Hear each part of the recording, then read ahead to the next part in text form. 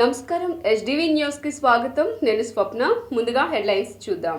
వెలిగొండ ప్రాజెక్టును టెర్మినల్ను ప్రారంభించి జాతికి అంకితం చేసిన సీఎం జగన్ తన తండ్రి శంకుస్థాపన చేసిన ప్రాజెక్టును పూర్తి చేయడం ఎంతో సంతోషంగా ఉందని వెల్లడి. 35వ డివిజన్లో గడప గడపకు మన ప్రభుత్వం కార్యక్రమంలో పాల్గొన్న వైసీపీ నేత ఆసిఫ్ టీడీపీ జనసేన కూటమిని నమ్మొద్దని ప్రజలకు సూచించిన ఆసిఫ్. 43వ డివిజన్లో పర్యటించిన జనసేన నేత పోతిన మహేష్ జేహో బీసీ సభతో వైసీపీ శ్రేణుల్లో వణుకు మొదలైందని విమర్శ. 27వ డివిజన్ తెలుగుదేశం పార్టీ కార్యాలయాన్ని ప్రారంభించిన టీడీపీ నేత బోండా ఉమా 5 ఏళ్ల పాలనలో సెంట్రల్ నియోజకవర్గం వైసీపీ ప్రభుత్వం అభివృద్ధి చేయలేదని విమర్శ.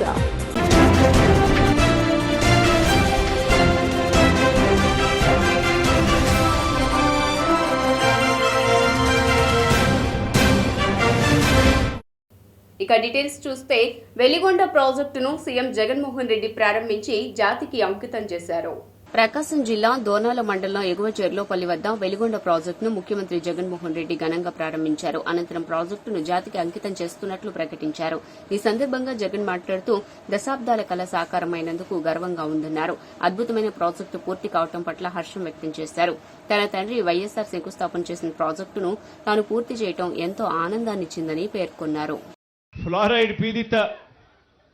ఫ్లోరైడ్ పీడిత ప్రాంతమైన ఈ ప్రాంతాలకు అన్నిటికీ కూడా మంచి జరిగే కార్యక్రమం జరుగుతుంది అని తెలిసినా కూడా ఎర్రగొండపాలెం, దర్శి, గిద్దలూరు, కనిగిరి, ఉదయగిరి, ఆత్మకూరు, బద్వేల్ ఇన్ని నియోజకవర్గాలకు కూడా మంచి జరుగుతుంది అని చెప్పి కూడా తెలిసి కూడా ఈ టనళ్లు పూర్తి చేయడంలో నత్తనడకన పనులు జరిగాయి గత చంద్రబాబు నాయుడు గారి తెలుగుదేశం పార్టీ హయాంలో. ఆశ్చర్యం కలిగించే విషయం ఏమిటి అనంటే 2 టనళ్లు ఉన్నాయి. ఒక్కొక్కటి 18.8 కిలోమీటర్ల టనల్ పొడవు ఉంటే 2 టనళ్లు 18.8 ఇంటూ 2 టనళ్లు అని అంటే దాదాపుగా 37 కిలోమీటర్ల టనల్ అయితే 37.6 కిలోమీటర్ల టనల్ లెంత్ అవుతే ఇందులో 2004 నుంచి 2014 వరకు దాదాపుగా 20 కిలోమీటర్లు ఆ దివంగత నేత ప్రీతమ నాయకుడు రాజశేఖర రెడ్డి గారు నాన్న ముఖ్యమంత్రిగా ఉన్నప్పుడు ఉరుకులు పరుగులు తీస్తూ టనల్ పూర్తి చేసే కార్యక్రమంలో యుద్ధ ప్రాతిపదికన అడుగులు పడితే 2014 నుంచి 19 వరకు చూస్తే కేవలం 6.6 కిలోమీటర్లు మాత్రమే టనల్ వర్క్స్ జరిగాయి. ఆ తర్వాత మళ్ళీ మీ బిడ్డ ముఖ్యమంత్రి అయిన తర్వాతనే మళ్ళీ ఈరోజు టీడీపీ జనసేన మాయ కూటమిని ప్రజలు నమ్మవద్దని పశ్చిమ నియోజకవర్గ ఇన్ఛార్జ్ షేక్ ఆసిఫ్ అన్నారు. పశ్చిమ నియోజకవర్గం 35వ డివిజన్ కార్పొరేటర్ బలసాని మునిమ ఆధ్వర్యంలో ఫిలింగూడెం వీధి సచివాలయం నుండి గడప గడపకు మన ప్రభుత్వం కార్యక్రమం జరిగింది. ఈ కార్యక్రమంలో వైసీపీ ఇన్ఛార్జ్ షేక్ ఆసిఫ్ ప్రతి గడపకు తిరుగుతూ స్థానికుల నుండి సమస్యలను అడిగి తెలుసుకోవడంతో పాటు ప్రభుత్వం నుండి అందుతున్న సంక్షేమ లబ్ధిని వివరించారు. ఈ సందర్భంగా ఆయన మాట్లాడుతూ ఈ డివిజన్లో అన్ని ప్రాంతాల్లో పర్యటించామని పలు అభివృద్ది కార్యక్రమాలు జరిగాయని తెలిపారు. జగనన్న సంక్షేమం పథకాల వల్ల ప్రజలు బ్రహ్మరథం పడుతున్నారన్నారు. ఎన్నికల ముందు జగన్ ఇచ్చిన హామీలను నెరవేర్చడం వల్ల ప్రజలు ఎంతో ఆనందాన్ని వ్యక్తం చేస్తున్నారని పేర్కొన్నారు. నేను చాలా గర్వంగా చెప్తున్నాం. ఆయన ప్రభుత్వంలో ఆయనతో పాటు మనం పనిచేస్తున్నందుకు చాలా గర్వంగా ఉంది మాకు. పేదల్ని ఆదుకొని పేదల పక్షపాతిగా అలాగే సంక్షేమాల రథసారథిగా ముందుకెళ్తున్నారు.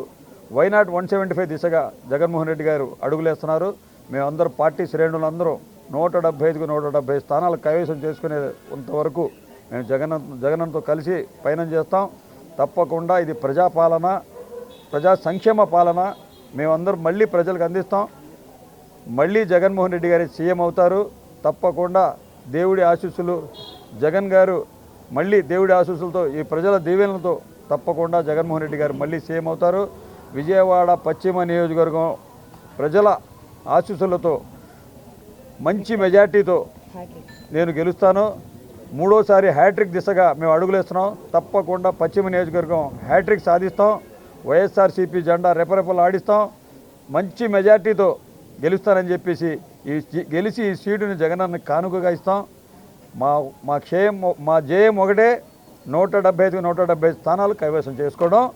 తప్పకుండా ప్రజల్లో మమేకమై ప్రజా సంక్షేమం కోసం పనిచేసే దిశగా మేము అడుగులేస్తాం. మా నాయకుడు వైఎస్ జగన్మోహన్ రెడ్డి గారు ఒకటే చెప్తున్నారు, మీరు నిత్యం ప్రజల్లో ఉండండి, ప్రజలకు ఏదైతే అవసరాలు ఉన్నాయో ఆ అవసరాలకు మీరు అనుగుణంగా నడవండి, అంతేగాని మీరు ప్రజల్ని పట్టించుకోకపోతే నేను ఎవరిని ఆశీర్వదించనని చెప్పడం జరుగుతుంది. అందరికీ నమస్కారం.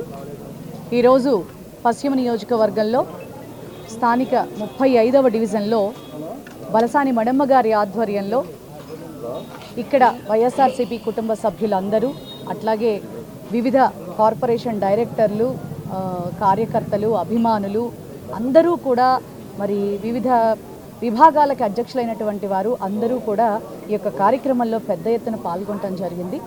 ఏ గుమ్మల్లోకి వెళ్ళినా కూడా మరి సంక్షేమం గురించి మేం మాట్లాడటం కాదు, ప్రజలే మాట్లాడుతూ ఉన్నారు. నిజంగా ప్రజల వద్దకే పాలన అనేది కేవలం జగన్మోహన్ రెడ్డి గారికి మాత్రమే సాధ్యమైంది అని ప్రతి ఒక్క గుమ్మల్లో ప్రతి తల్లి, ప్రతి చెల్లి, ప్రతి సోదరుడు కూడా చెప్పడం జరుగుతూ ఉంది. మరి బీసీల ఐక్యతతో జగన్ ప్రభుత్వం గద్దె దిగటం ఖాయమని పోతిన మహేష్ ధీమా వ్యక్తం చేశారు. జనసేన పార్టీ నగర అధ్యక్షుడు పోతిన మహేష్, ఆయన సతీమణి విజయలక్ష్మి ఇంటింటికి రాబోయే జనసేన టీడీపీ ప్రభుత్వ కార్యక్రమంలో భాగంగా 43వ డివిజన్ ఊర్మిళానగర్, ఏకలవ్యనగర్ లో విస్తృతంగా పర్యటించారు. ఈ సందర్భంగా పోతిన మహేష్ మాట్లాడుతూ, నిన్న జరిగిన జయహో బీసీ సభ జయప్రదంతో బీసీల మద్దతు జనసేన టీడీపీకే ఉందని తేటతెల్లమైందన్నారు. బీసీల ఐక్యతతో వైకాపా ఓటమి తప్పదని స్పష్టం చేశారు. జయహో బీసీ సభ విజయవంతమైంది. ఆ సభ చూసి వైసీపీ నాయకులకి భయం పట్టుకుంది. బీసీల మద్దతు తెలుగుదేశం జనసేన పార్టీకి ఉంది, వైసీపీకి ఇంకా ఉండదు. బీసీలని మోసం చేశాం, వాళ్ళకి వాస్తవాలు తెలిసిపోయినాయి. కాబట్టి బీసీల మద్దతు ఎక్కడైతే జనసేన తెలుగుదేశం పార్టీకి ఉందో ఇంకా వైసీపీ ఓటమి ఖరారైపోయిందని అర్థమైపోయింది. సామాజిక న్యాయం పేరుతో సామాజిక మోసం చేసి బీసీలు ఎవరికి కూడా ఒక ముఖ్యమైన పదవి కూడా ఇవ్వాలి. టీటీడీ బోర్డులో తీసుకోండి, వైస్ ఛాన్సలర్ తీసుకోండి, సలహాదారుల పదవులు తీసుకోండి, ఎక్కడ కూడా బీసీలకే న్యాయం చేసినటువంటి అంశం లేదు. స్థానిక సంస్థల ఎన్నికల్లో కూడా 10% రిజర్వేషన్లు తగ్గించి 16,800 మంది బీసీలని రాజ్యాంగబద్ధంగా పదవులకు దూరం చేసిన దుర్మార్గమైన ప్రభుత్వం వైసీపీ అని నేను అర్థమైంది. చాలామంది ప్రాబ్లమ్స్ చెప్తున్నారు. కాలువలు తీయట్లేదండి, ఎన్నిసార్లు చెప్పినా. చెత్త, దోమలు, ఒక తలుపు తీసి కూర్చోవాలని కూడా కూర్చోలేకపోతున్నాం. పిల్లలకి జ్వరాలు, దగ్గులు అన్నీ వస్తున్నాయి. ఎన్నిసార్లు కంప్లైంట్లు చెప్పినా తీసుకోవట్లేదు. ఈసారి మహేష్ గారికి కిందసారి ఓడిపోయారు, మేము ఓటేలా తప్పు పని చేసాం, ఈసారి గెలిపించుకుని తీరుతాం. పశ్చిమ నియోజకవర్గంలో మహేష్ గారికి వస్తే అందరికీ బాగుంటుందని అందరూ ఆదరిస్తున్నారు. అమ్మ, ఈసారి మహేష్ గారిని వదులుకో, ఈసారి తప్పనిసరిగా జనసేన టీడీపీ గవర్నమెంట్ వస్తుంది, మా అందరికీ బాగుంటుందని ఆశిస్తున్నాం. సెంట్రల్ ప్రజలకు వెల్లంపల్లి అంటే ఎవరో తెలియదని టీడీపీ పొలిట్ బ్యూరో సభ్యులు బోండా ఉమామహేశ్వరరావు అన్నారు. సెంట్రల్ నియోజకవర్గంలో 27వ డివిజన్ నందు తెలుగుదేశం పార్టీ నూతన కార్యాలయాన్ని డివిజన్ ఇన్ఛార్జ్ నవనీతం సాంబశివరావు ఆధ్వర్యంలో టీడీపీ పార్టీ పొలిట్ బ్యూరో సభ్యులు బోండా ఉమా నేడు ప్రారంభించారు. ఈ సందర్భంగా ఆయన మాట్లాడుతూ, 5 ఏళ్ల వైసీపీ పాలనలో సెంట్రల్లో ఒక్క అభివృద్ది కార్యక్రమాన్ని ప్రారంభించలేకపోయారన్నారు. ఏం చేశారని ఎన్నికల్లో ఓట్లు అడుగుతారని ప్రశ్నించారు. సెంట్రల్ ప్రజలకు వెల్లంపల్లి అంటే ఎవరో తెలియదని అన్నారు. అన్ని కార్పొరేషన్లను నిర్వీర్యం చేశారని మండిపడ్డారు. గత 5 సంవత్సరాల నుంచి ఇప్పటికే మా డివిజన్ నాయకులు, మా ఇన్ఛార్జీలు, మా కార్పొరేటర్లు, నేను అందరం సమిష్టిగా ఇప్పటికే 5 సార్లు ప్రతి కుటుంబాన్ని కలిసే విధంగా పాదయాత్రలు చేశాం. బోండా ఉమా అంటే సెంట్రల్ నియోజకవర్గ ప్రజలకి పూర్తిగా అవగాహన ఉంది.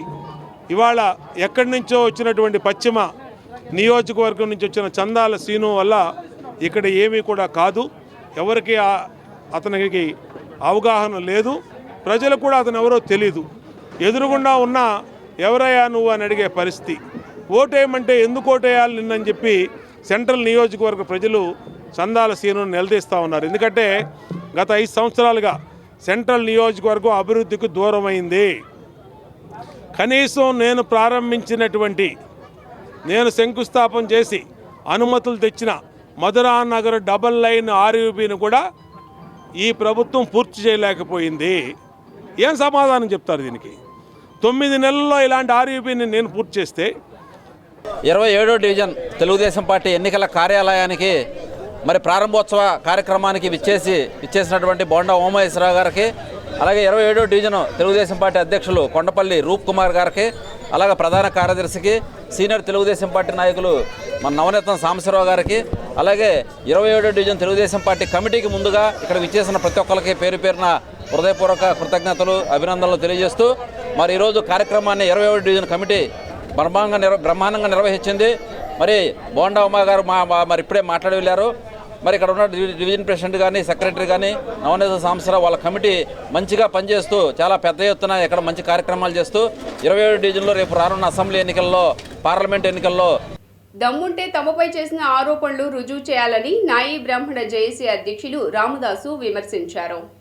గాంధీనగర్లోని ప్రెస్ క్లబ్లో ఏర్పాటు చేసిన విలేకరుల సమావేశంలో రాష్ట్ర దేవాలయాల నాయి బ్రాహ్మణ జేఏసీ అధ్యక్షులు రామదాస్ మాట్లాడారు. నాయి బ్రాహ్మణ జేఏసీ విచ్ఛిన్నం చేయడానికి కొంతమంది ఆధారాలు లేని ఆరోపణలు చేస్తున్నారని మండిపడ్డారు. తమ జేఏసీ వసూళ్లకు పాల్పడుతోందంటూ కొంతమంది పసలపూడి తాతారావు మరియు సత్యనారాయణలు పనిగట్టుకునే ఆరోపణలు చేస్తున్నారన్నారు. కనీస వేతనంపై జీవో నెంబర్ 110ని పోరాడి తమ జేఏసీ సాధించుకుందనే అక్కసుతో ఇతర సంఘాల నాయకులు జేఏసీ విచ్ఛిన్నం చేయడానికి ఈ తరహా ఆరోపణలు చేస్తున్నారని విమర్శించారు. ఈరోజు సమావేశం ఏర్పాటు చేయడానికి కొరకు కోనసీమ జిల్లా చెందిన పసలపూడి తాతారావు, పసలపూడి సత్యనారాయణ అనే వ్యక్తులు మా జేఏసీ మీద తప్పుడు ఆరోపణలు చేస్తూ మా జేఏసీ నాయకుల మీద మరియు మా టీటీడీ బోర్డు మెంబర్ సిద్ధపడి అనాథ మీద తప్పుడు ఆరోపణలు చేస్తున్నారు. వాళ్ళు సోషల్ మీడియా ద్వారా మరియు ఎలక్ట్రికల్ మీడియా ద్వారా, వాట్సాప్లో, ప్రింట్ మీడియా ద్వారా తప్పుడు ఆరోపణలు చేస్తున్నారు. వాళ్ళని మా జేఏసీ ద్వారా తీవ్రంగా ఖండిస్తున్నాం. డబ్బులు వసూలు చేశారని, వసూలు చేశారని మా మీద తప్పుడు ఆరోపణలు, ఎటువంటి రుజువు లేని నిరాధారమైన ఆరోపణలు చేస్తున్నారు. వాటిని తీవ్రంగా మా జేఏసీ తరఫున ఖండిస్తున్నాం. వాళ్ళు కోనసీమ జిల్లా చెందినటువంటి శ్రీ బాలబాలాజీ దేవస్థానంలో గతంలో ఎప్పుడో వాళ్ళు దేవస్థానం 37 మంది పనిచేసేవాళ్ళు. దాంట్లో మా జగన్మోహన్ రెడ్డి పుణ్యమా అంటూ 110 జీవో రావడం వల్ల రాష్ట్రంలో అన్ని దేవాలయాల్లో 2000, 1000 రూపాయలు, 2000 వచ్చే వాటిని జగన్మోహన్ రెడ్డి పుణ్యమా అంటూ జేఏసీ ద్వారా సాధించుకుంది. మినిమం 20,000 రూపాయలు కనీస వేతనం. అలా సంతోషంగా ఉండే టైంలో కొంతమంది వ్యక్తులు రాజకీయ సౌలభ్యం కోసం. అందరికీ నమస్కారం అండి. మీడియా మిత్రులందరికీ, అలాగే రాష్ట్ర వ్యాప్తంగా నాయ బ్రాహ్మణ సోదరులందరికీ కూడా. మాది అంబేద్కర్ కోనసీమ జిల్లా అప్పనపల్లి శ్రీ బాలబాలాజీ దేవస్థానం కేసుగడన కార్మికుడినండి. నేను గతంలో మేము 46 మంది చేసాం. 90 60 సంవత్సరాలు పైబడిన వారు ఉన్నారు. వాళ్ళని తొలగించి 37 మందికి ఇమ్మని కూడా మేము చాలా 5 నెలల పాటు పోరాటం చేసాం. జీవో 13/3/2023 వస్తే ఆగస్టు నెల వరకు కూడా మేము పోరాటం చేసామండి. మా పోరాటం సాయంగా జేఏసీ నాయకులు యానాదయ్య గారు చాలాసార్లు కమిషనర్ ఆఫీసులో కూడా దీని మీద చర్చించారు. కానీ మా అక్కడ ఉన్న స్థానిక శాసనసభ్యులు, ఆలయ అధికారులు ఈ ఆదాయం లేని ఆలయంలో 46 మందిలో 37 మందికి ఇవ్వడం చాలా కష్టమని చెప్పారు. దాని గురించి చాలా పోరాటం చేసిన తర్వాత మేము సమ్మె చేసామండి. సమ్మె చేసిన 7 రోజుల్లో 5వ రోజు డీసీ గారు జయరాజు గారు వచ్చి అక్కడ ఒక రిపోర్ట్ తయారు చేశారు. అసలు ఈ ఆలయంలో పనికి ఎవరు వస్తారు, ఎవరు రావట్లేదైనా 13 మందిని నెలకు 15 రోజులు దాటి రానటువంటి వాళ్ళు తొలగించారండి. దానికి సీఎం జగన్మోహన్ రెడ్డి ఇచ్చిన ప్రతి హామీని నెరవేర్చిన నాయకుడని మంత్రి చెల్లుబోయిన వేణుగోపాలకృష్ణ అన్నారు. బుధవారం ఆయన రాజమండ్రిలో మీడియా సమావేశంలో మాట్లాడుతూ చంద్రబాబు ఏ రోజైనా మేనిఫెస్టోను అమలు చేశారా అంటూ దుయ్యబట్టారు. బీసీలను మోసం చేసిన వ్యక్తి చంద్రబాబు అని మండిపడ్డారు. బీసీలకు అన్ని చోట్ల ప్రాధాన్యతనిచ్చిన నాయకుడు సీఎం జగన్ అని, బీసీలను ఓటు బ్యాంకుగానే వాడుకున్నాడు చంద్రబాబు అని ఆరోపించారు. అధికారంలో ఉన్నప్పుడు బీసీలను చంద్రబాబు పట్టించుకోలేదంటూ మంత్రి వేణు ధ్వజమెత్తారు. సూటిగా అడుగుతున్నాను, 2095లో మీరు ముఖ్యమంత్రి అయ్యారు. 2007, 2006 నాటి వరకు కూడా 2004లో మీరు ముఖ్యమంత్రిగా దిగిపోయే నాటికి బీసీలకు రాజ్యాంగపరమైనటువంటి హక్కు, ఆలోచన ఏమైనా చేశారా? బీసీలు ఎదగాలంటే రాజ్యాంగ నిర్మాత బాబాసాహెబ్ అంబేద్కర్ గారు చెప్పినటువంటి పేదరికం మీద యుద్ధం చేయాలి. పేదరికంలో ఉన్నవాడు పేదరికం మీద యుద్ధం చేయాలంటే వాడి చేతిలో ఆయుధం విద్యని, ఆ విద్యను అందిస్తే మాత్రమే వాడి జీవితాలు మారతాయి అని చెప్పినటువంటి బాబాసాహెబ్ రాజ్యాంగం. మీరు రాజ్యాంగం మీద ప్రమాణం చేశారు. ఆ రాజ్యాంగ విలువలు ఏమైనా కాపాడారా? లేదే. 99లో ఒక మేనిఫెస్టో ఇచ్చారు. 99లో 33% అన్నావు. మార్కెటింగ్ కమిటీలో వాళ్ళకి ఓటాలన్నావు. అవి రెండు రాజకీయంగా ప్రాధాన్యత కల్పించిన ప్రభుత్వాలకు తమ మద్దతు ఉంటుందని ముదిరాజ్ మహాసభ నాయకులు మహేంద్ర ముదిరాజ్ తెలియజేశారు. విజయవాడ గాంధీనగర్ ప్రెస్ క్లబ్ నందు బుధవారం నాడు అఖిల భారత తొలి ముదిరాజ్ మహాసభ ఆధ్వర్యంలో మీడియా సమావేశం నిర్వహించారు. ఈ సందర్భంగా అఖిల భారత తొలి ముదిరాజ్ మహాసభ నాయకులు మహేంద్ర ముదిరాజ్ మాట్లాడుతూ రాష్ట్ర వ్యాప్తంగా తమ సామాజిక వర్గంలో 25 లక్షల మంది జనాభా ఉన్నారన్నారు. జనాభా తమాషా ప్రకారం కూడా తమకు సీట్లు కేటాయింపు జరగలేదని ఆవేదన వ్యక్తం చేశారు. నామినేటెడ్ పదవుల భర్తీలోనూ తమ పార్టీకి అన్యాయమే జరిగిందని ఆవేదన వ్యక్తం చేశారు. తమ సామాజిక వర్గాన్ని గుర్తించి రాజకీయంగా ప్రాధాన్యతనివ్వాలని కోరారు.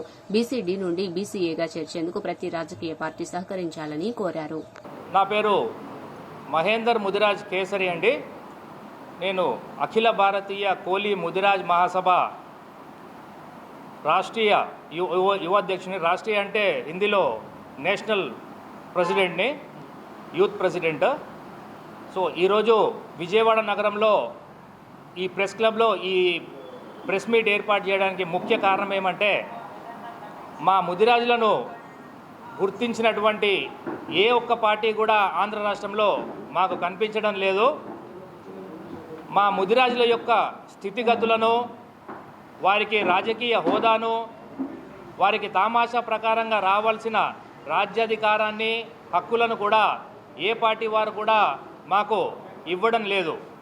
కాబట్టి రాబో ఈ ఎలక్షన్లో 2024 ఎలక్షన్లో మా ముదిరాజ్ కులస్తులను గుర్తించినటువంటి రాజకీయ పార్టీ వారికే మా యొక్క ఓట్లు ఉంటాయని చెప్పేసి ఈ సభాముఖంగా ఈ ప్రెస్ మీట్ ద్వారా నేను తెలియజేస్తున్నాను. నమస్కారం. ఈరోజు మా ముదిరాజ్ కులము తరఫున ఈ సమావేశము ఏర్పాటు చేయడం, ఆల్ ఇండియా ముదిరాజ్ తరఫున ఈ సమావేశం ఏర్పాటు చేయడము ముఖ్య ఉద్దేశం ఏమంటే, మాకు దాదాపు ఆంధ్ర రాష్ట్రంలో 20 నుంచి 25 లక్షల దాకా మా పాపులేషన్ ఉంది.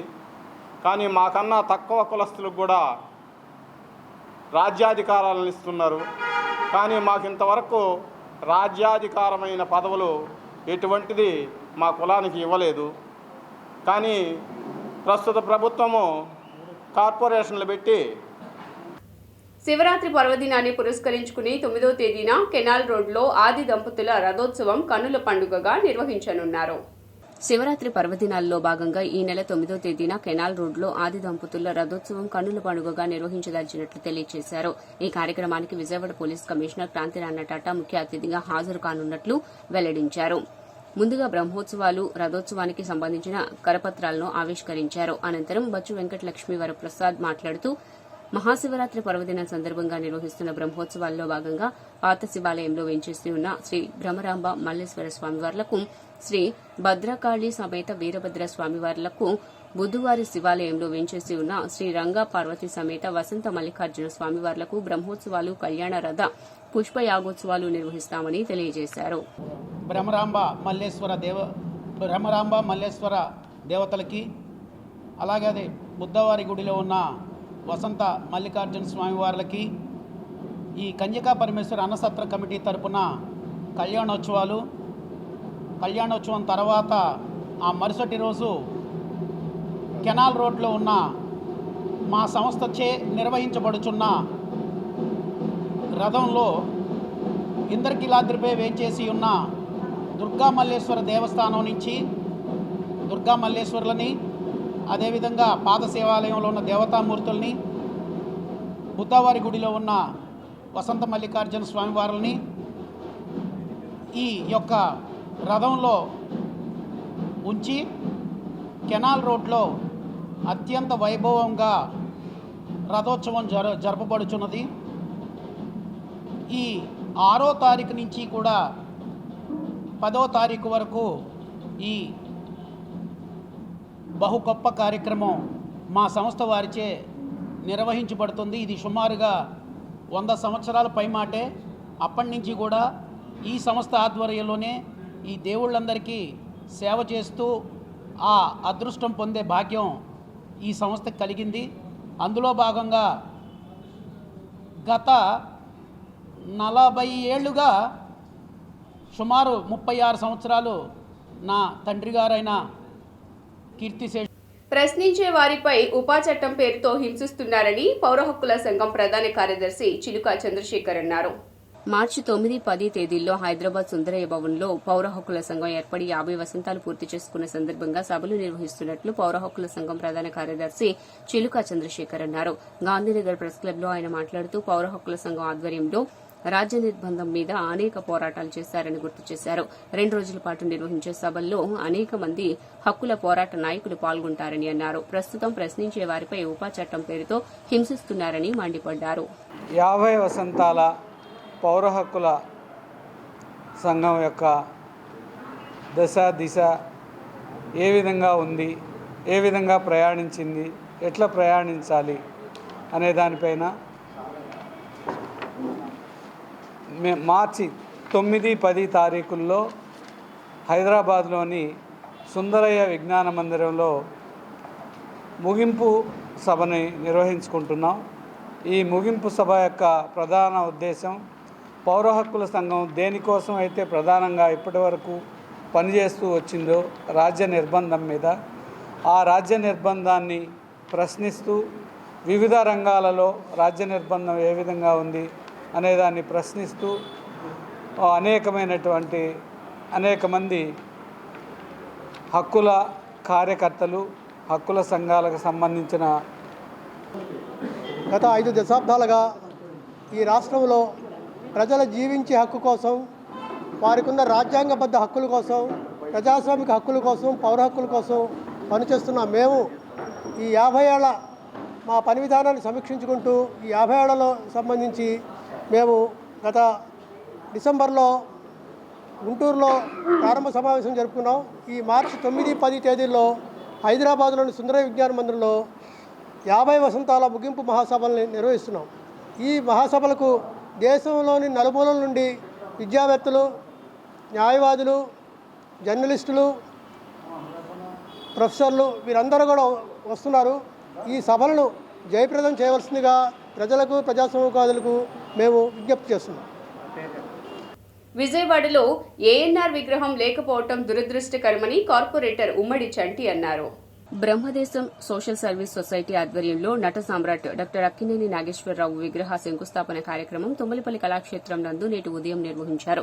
ఈ కార్యక్రమానికి ముఖ్య అతిథిగా కార్పొరేటర్ ఉమ్మడి చంటి పాల్గొని భూమి పూజ నిర్వహించారు. అనంతరం ఆయన మాట్లాడుతూ విజయవాడ నగరంలో ఏఎన్ఆర్ విగ్రహం లేకపోవడం దురదృష్టకరమన్నారు. మహానటుడు అక్కినేని నాగేశ్వరరావు తెలుగు ప్రజల గుండెల్లో చిరస్థాయిగా నిలిచిపోతారన్నారు.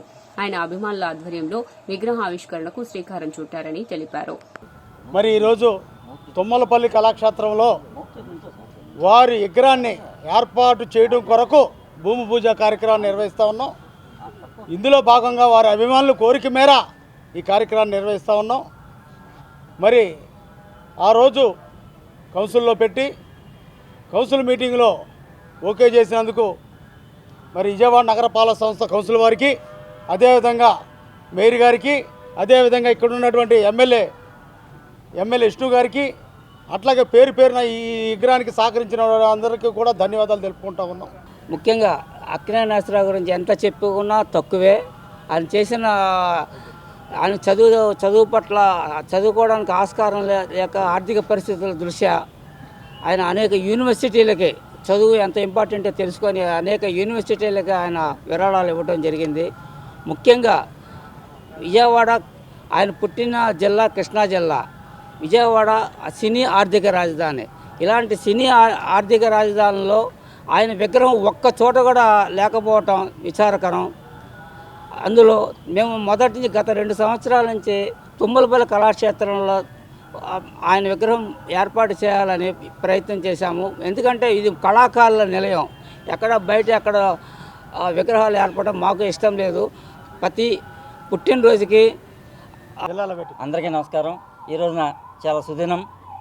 భారతదేశం గర్వించదగ్గ చలనచిత్ర నటులు దాదాసాహెబ్ ఫాల్కే అవార్డు గ్రహీత అక్కినేని నాగేశ్వరరావు శిలా విగ్రహాన్ని మన విజయవాడ నగరంలో తుమ్మలపల్లి కళాక్షేత్రంలో ప్రదర్శించడానికి అనుమతులు ఇప్పించిన చంటి గారికి, ఈ కృషిలో ప్రయత్నం చేసిన మా కార్పొరేటర్ కొండకొండ మల్లీశ్రీ బలరాం గారికి, అలాగే మా శాసనసభ్యులకు ముందుగా నమస్కారాలు.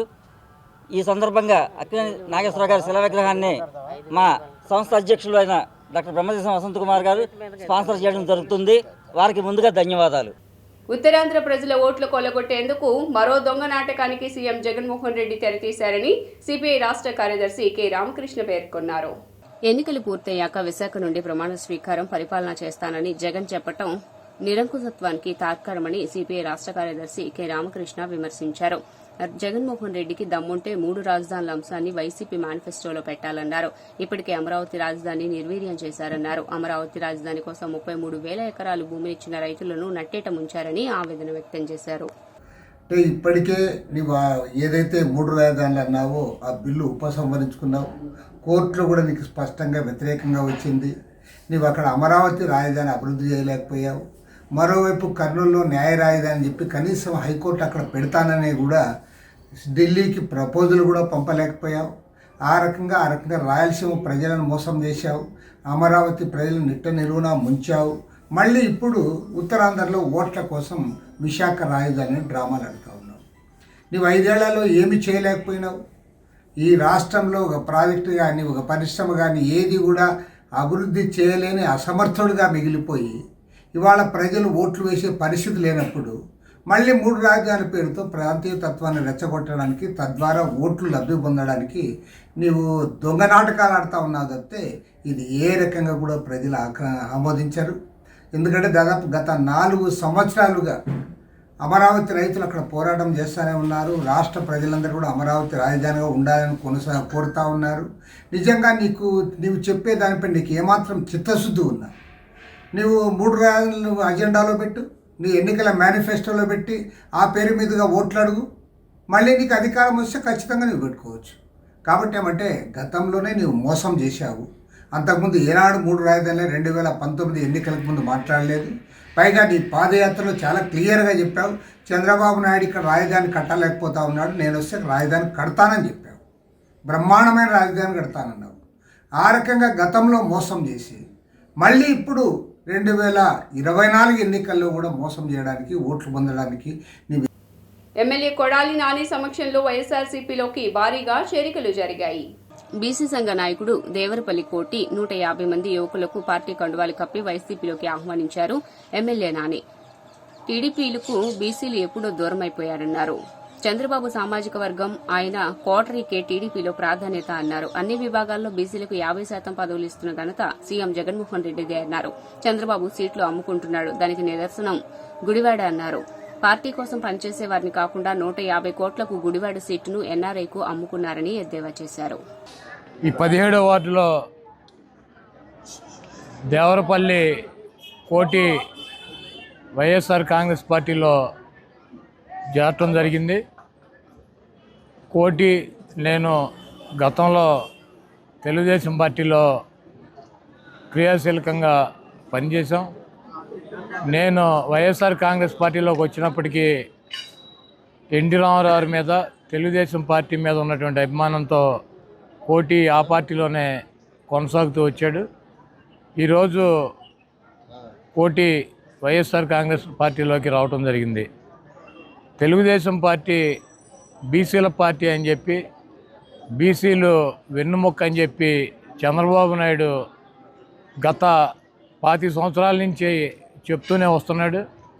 తెలుగుదేశం పార్టీని బీసీలకి పూర్తిగా దూరం చేసి అతని సామాజిక వర్గానికి, అతనితో పాటు ఉన్నటువంటి వ్యక్తులకే ప్రాధాన్యత ఇస్తున్నాడు. దానికి మనం చూసినట్లయితే అతని సామాజిక వర్గానికి 32 సీట్లు ఇచ్చుకుని బీసీ సామాజిక వర్గాలకి కనీసం దాంట్లో సగం సీట్లు కూడా ఫస్ట్ లిస్టులో ప్రకటించినటువంటి పరిస్థితి. అదేవిధంగా ఎన్టీ రామారావుకి వెన్నుపోటు పొడిచి ఎన్టీఆర్ని పదవిచ్యుని చేసి ఆ ముఖ్యమంత్రి పదవి, పార్టీ అధ్యక్ష పదవి ఆ రోజు 25 సంవత్సరాల నాడు కొట్టేశాడు. మళ్ళీ ఎన్టీ రామారావు కుటుంబ సభ్యుల్ని వార్తలు ముగించే ముందు హెడ్లైన్స్ మరోసారి. వెలిగొండ ప్రాజెక్టును టెర్మినల్ను ప్రారంభించి జాతికి అంకితం చేసిన సీఎం జగన్ తన తండ్రి శంకుస్థాపన చేసిన ప్రాజెక్టును పూర్తి చేయడం ఎంతో సంతోషంగా ఉందని వెల్లడి. 35వ డివిజన్లో గడప గడపకు మన ప్రభుత్వం కార్యక్రమంలో పాల్గొన్న వైసీపీ నేత ఆసిఫ్ టీడీపీ జనసేన కూటమిని నమ్మొద్దని ప్రజలకు సూచించిన ఆసిఫ్. 43వ డివిజన్లో పర్యటించిన జనసేన నేత పోతిన మహేష్ జేహో బీసీ సభతో వైసీపీ శ్రేణుల్లో వణుకు మొదలైందని విమర్శ. 27వ డివిజన్ తెలుగుదేశం పార్టీ కార్యాలయాన్ని ప్రారంభించిన టీడీపీ నేత బోండా ఉమా 5 ఏళ్ల పాలనలో సెంట్రల్ నియోజకవర్గం వైసీపీ ప్రభుత్వం అభివృద్ధి చేయలేదని విమర్శ. ఎస్డీవీ న్యూస్ ఇంతటితో సమాప్తం. తిరిగి వార్తల్లో మళ్ళీ కలుద్దాం. అంతవరకు సెలవు. నమస్కారం.